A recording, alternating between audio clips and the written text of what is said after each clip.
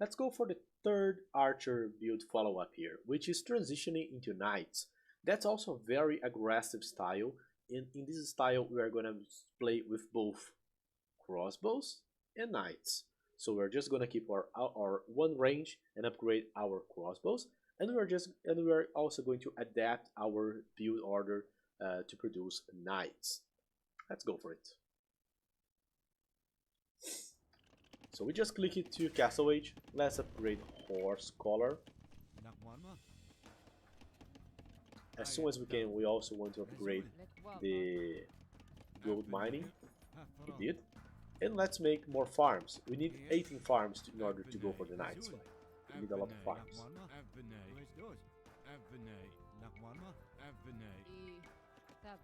18 farms, there we go, and producing archers. Houses should be great as well, right? What do we want to do to produce knights? We want to produce stables. The thing here is, this is an archer build, so the main focus of this build at first will be upgrading our crossbows. We're just going to have one of the best Castle Age units, the crossbows, with 7 range, 7 attack,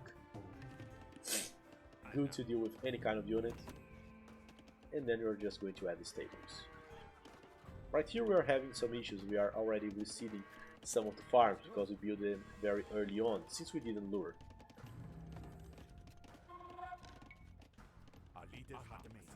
So our transition is a bit slow. Sloppy one. We make the stables here. Our next villagers are gonna towards the gold. We have lots of food floating here, and we are gonna use this food, okay? So don't worry.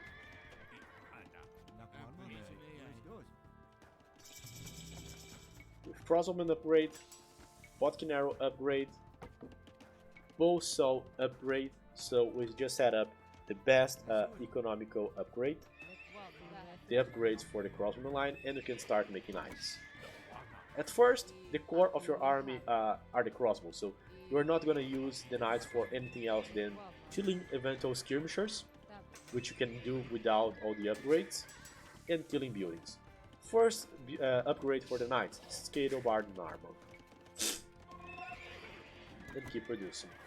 We just happen to have the Berbers, so our knights are cheaper. But of course, you could also afford making knights with other civilizations, okay? Using this build. It's not just because we're Berbers that this works. And actually, it works even better for other civs. Portuguese, for example, they have both cheaper knights and cheaper crossbowmen, so it works even better. There we go, keep making the builds. We're just gonna keep sending villagers towards the gold here. Keep the knight production and the crossbowmen. The goal here is to just make trades versus the enemy. Imagine that your enemy is going for knights. Imagine that he just joined Castle Age and he has around 8 knights. He would have to fight 8 knights versus 4 knights of your own, which already do lots of damage, and you would just be sniping each one of his knights with crossbowmen. So there's a power spike here on the early Castle Age. You want to be aggressive, you want to force fights, you want to use the power of your knights to breaking enemy walls, enemy houses, even enemy stables or archer ranges if needed, and deal the damage, you know, before this guy can set up the economy, before he can do some siege, monks or whatever. You want to deal the damage here on this build, okay? Bloodlines, and of course just keep receiving your farms, making houses. Damn it, we're gonna get housed here. That's so ugly for the build, right?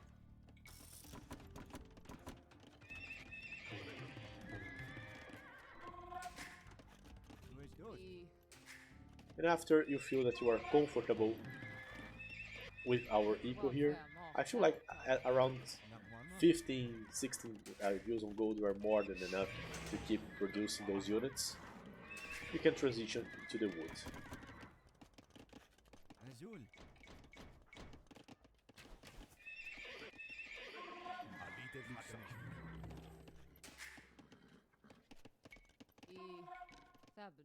Look at this army, man. Lots of crossbows, lots of knights. You don't want to keep trading your crossbows, and I actually like to use this build a lot versus camel civilizations. Let's say that you are Frank and you are playing versus a camel civilization. With this big pack of crossbows, you just enable your knight gameplay because you have a great counter for both monks and camels. And also pikemen, so the crossbow will counter pretty much everything that the knights can do. What might be one downside of this kind of approach here, of this follow-up? In my opinion, is that you need to be quite aggressive and you need to do damage. You need to either finish the game or get a big advantage right here.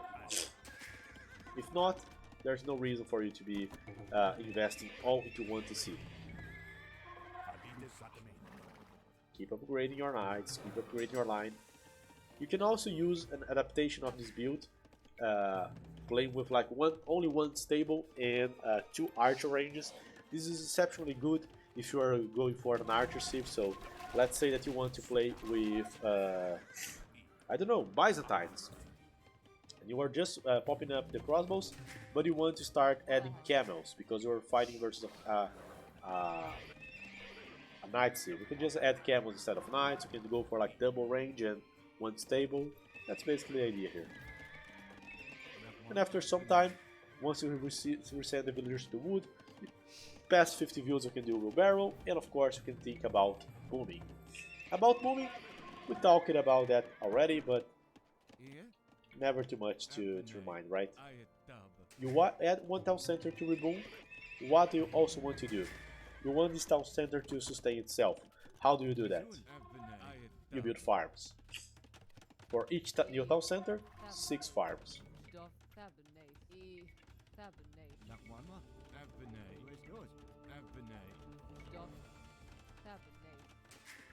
And meanwhile, you keep doing knights, you keep doing crossbows, keep upgrading your knights, armor if you're facing more ranged units, attack if you just want them to use their melee stats, and of course, especially the attack is especially good if you're also fighting versus enemy knights or camels.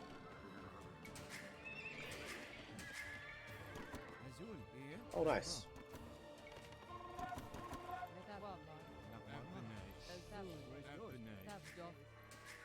And you keep developing your economy while also making all the upgrades for the knights, the attack, the husbandry and whatever. And you keep booming as much as you want to do. Now it's also up to you and according to the game situation. Do you want to keep adding more and more army? Do you want to add like siege, monks? Do you want to just stop doing the army because this guy somehow defended? I don't know how he can defend that. Maybe dropping a castle or something, so you are not feeling like you can still pressure him, so you might want to do something else. Okay, go for the booming, for the castle, for Imperial Age, keep doing the upgrades.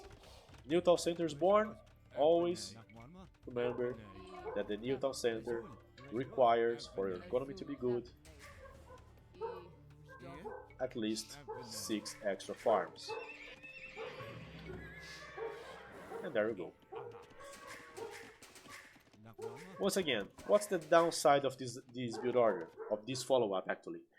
You are staying 1 TC for long, so despite having a bigger army, you cannot afford to just do nothing with that. You need to do damage. If you just allow your opponent to defend himself while not losing his army and booming at the back, he might just outboom you. We only have like 60 views here, so we have a huge military approach, but not so much economy. So we are behind. If you lose a fight here, unless this guy is playing with only 1 TC, the game is probably lost. Okay, so that's kind of an all-in situation. Once again, it's especially good if you're an aggressive player, if your opponent has a bad map, if you want to keep pressuring. I also recommend this approach for all civilizations that have both upgrades for crossbowmen and also for the knights. So Portuguese execute this one is just perfect. They gain discount on both knights and crossbows. Just great.